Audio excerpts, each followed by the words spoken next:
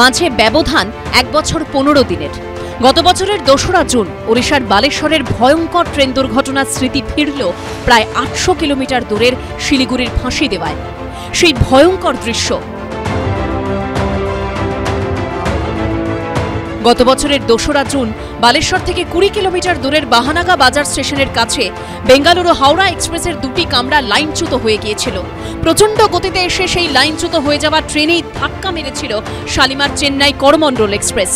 অভিঘাত এতটাই ছিল যে লাইনচ্যুত হয়ে গিয়েছিল করমণ্ডল এক্সপ্রেসের 15টি কামরা। মৃত্যু হয় 288 জনের। আর সোমবার সকাল 8:45 নাগাদ নিউ জলপাইগুড়ি থেকে কয়েক কিলোমিটার দূরে আচমকা পিছন থেকে একটি মালগাড়ি ধাক্কা মারে কাঞ্চনজঙ্ঘা এক্সপ্রেসে।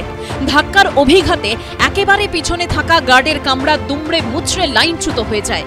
আর তাই প্রশ্ন উঠছে, বছরখানেক আগের বালেশ্বরের দুর্ঘটনা থেকে কি কোনো শিক্ষাই নেয়নি রেল? যদি নিত তাহলে কি ফের প্রাণহানি আটকাতে পারত না? মৃত্যু এড়ানো যাচ্ছে না, দুটি ক্ষেত্রেই গেল প্রাণ। প্রশ্ন একটাই, কেন বারবার একই ট্র্যাকে দুটি ট্রেন চলে আসছে? বালেশ্বরের ট্রেন দুর্ঘটনায় রেলের ইন্টারলকিং সিস্টেম নিয়ে প্রশ্ন ওঠে।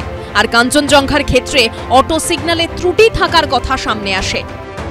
করমণ্ডল এক্সপ্রেসের দুর্ঘটনার সময় ইন্টারলকিং এ কিছু ত্রুটি রয়েছে বা ইন্টারলকিং সিস্টেমে কিছু ত্রুটি রয়েছে, এমনটাই মনে করছিলেন রেল বিশেষজ্ঞরা। আবার কাঞ্চনজঙ্ঘায় দুর্ঘটনার সময় যেটা মনে করা হচ্ছে যে অটো সিগন্যাল সিস্টেমে সেখানে কিছু ত্রুটি রয়েছে। অর্থাৎ বিভিন্নভাবে সিস্টেমের ক্ষেত্রে কিছু ত্রুটি ধরা পড়ছে এবং তার জেরে একই লাইনে চলে আসছে দুটো ট্রেন। যেমনটা করমণ্ডলের ক্ষেত্রে হয়েছিল যে মালগাড়ি লুপ লাইন থেকে মেন লাইনে চলে এসেছিল। অন্যদিকে দেখা যাচ্ছে যে ডাউন লাইন যেটা রয়েছে সেই ডাউন লাইনে কাঞ্চনজঙ্ঘার পেছন থেকে এসে মালগাড়ি ধাক্কা মারে। তাহলে কি সিস্টেম আপডেট বা সিস্টেমে ত্রুটি অনেকটা বড়ই আকার ধারণ করছে? দুটি ট্রেন দুর্ঘটনাতেই মানুষের ভুলের দিকে দায় ঠেলতে দেখা গেছে রেলকে। করমণ্ডল এক্সপ্রেসের ক্ষেত্রে ইলেকট্রনিক ইন্টারলকিং সিস্টেম বদল করার অভিযোগ ওঠে। আর কাঞ্চনজঙ্ঘা এক্সপ্রেসের ক্ষেত্রে মালগাড়ির চালক নিয়ম মানেনি বলে দাবি করে রেল। দুটি ঘটনার ক্ষেত্রেই কারণ হিসেবে শুরুতেই বলা হয়েছে রেলের তরফে যে হিউম্যান এরর, অর্থাৎ কোনো মানুষের মাধ্যমেই এই গাফিলতি। যেমনটা দেখা গিয়েছে করমণ্ডল এক্সপ্রেসের ক্ষেত্রে, সেখানে যখন দুর্ঘটনা ঘটে তখন অভিযোগ উঠেছিল যে রিলে রুম থেকে ইন্টারলকিং সিস্টেমের কিছু পরিবর্তন করানো হয়েছে।